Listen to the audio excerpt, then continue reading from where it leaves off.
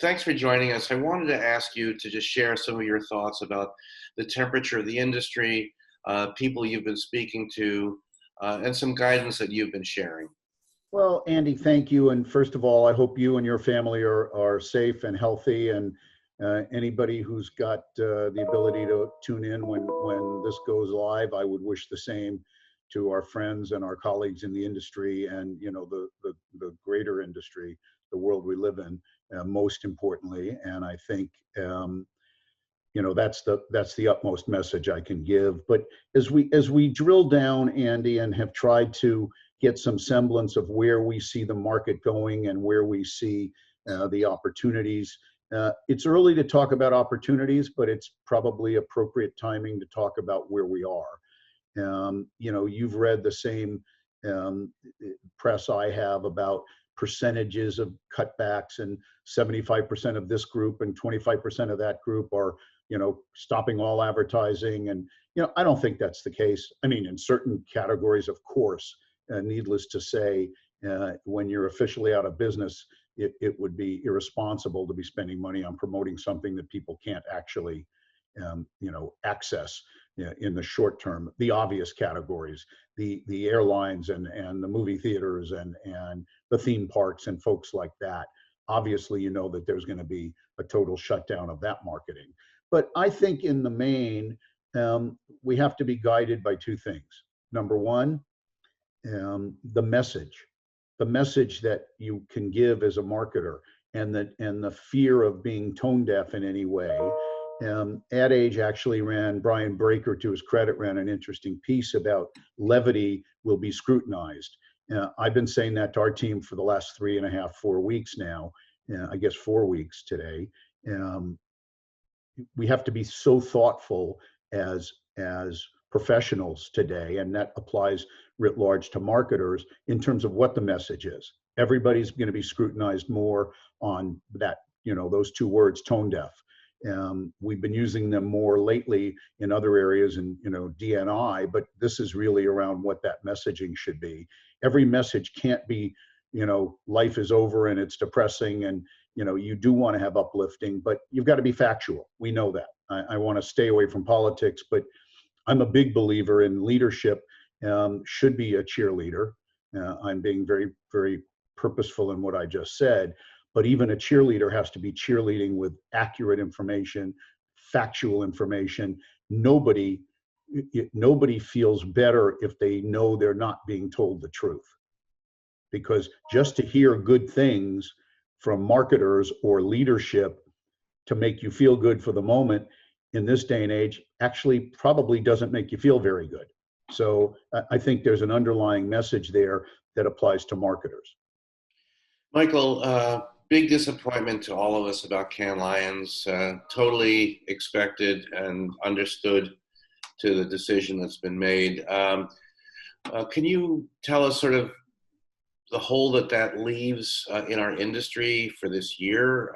It's a big one, and what Ascential is saying, what brands should be thinking about, what MediaLink is going to be doing, and I know it might be a little bit early, but there is a big gap there.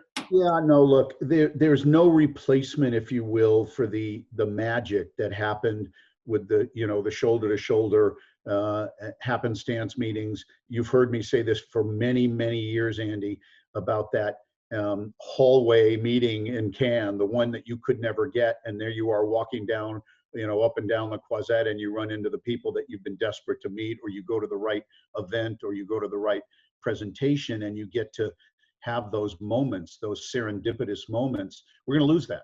There's no doubt about that, and it's going to leave a hole in the industry for this year. And needless to say, it was a very difficult decision for Ascential to take, but we're very proud to be part of the Ascential family and believe that they made not only the only decision that was right, but the appropriate decision based on the current circumstance. What are we doing to try and replace that hole for 2020? Because it will be a hole in the industry. We're going to be coming up with ideas relative to both sides of Cannes. And what I mean by that is there is obviously the core principle of Cannes, and the driving force was around celebrating creativity and celebrating the work. And that's going to be harder to do, even though you'd think it might be easier to do that virtually. It's harder because you just don't have the focus from the people who need to be submitting that work right now on an awards mentality. And that's going to be tough to get people to refocus on that right now. But that's never going to go away in terms of importance. And I do believe, not being a cheerleader, being very honest, the pent up energy against that in 21 will be palpable, and we'll come back stronger than ever in terms of the elbow to elbow and the celebration of creativity in a live and experiential way. The other side of CAN, if you will, the side that MediaLink's the most associated with, the conference side of CAN, we are already deep into planning and thinking and whiteboarding with our clients and our partners and our own team on how we can virtualize that this year. And, I give you a case in point. Several years ago, our Dunkin' Donuts client was supposed to come to CAN. They couldn't make it at the last minute, and they were bummed and we were bummed. So what did we do? They're based in Canton, Massachusetts. So all kidding aside, we brought CAN to Canton, and that's what we said. We're going to be doing much more of that this year because, necessity being the proverbial mother of invention, we need to. And there is still a desire for people to see what's new, have those top to tops, understand the new things that'll be important for all of us, even more so now. So I think that there will be, in the right time in 2020 calendar, a virtual conference side of CAN, if you will. And Andy, you've also heard me say many times, CAN is not a place necessarily, it's a thing. The Lions obviously are the awards, but the spirit of CAN is what we want to make sure we don't lose in 2020. We know we'll have it back in spades in 2021. But, look, our business is, if anything, adaptable, and the human condition is adaptable. So I think we all have to adapt to what we will do to replace that hole and try and fill it with as much as we can to make it meaningful for our partners and for the industry at large. And finally, looking past this very difficult time, what are some positive things you think might come out in terms of the media and advertising, either technically or from a mindset perspective? Well, look, Andy, I've done a fair amount of M&A in my career, both initially as a lawyer and then certainly as an operator in the media and advertising industry. We've done a fair amount of M&A.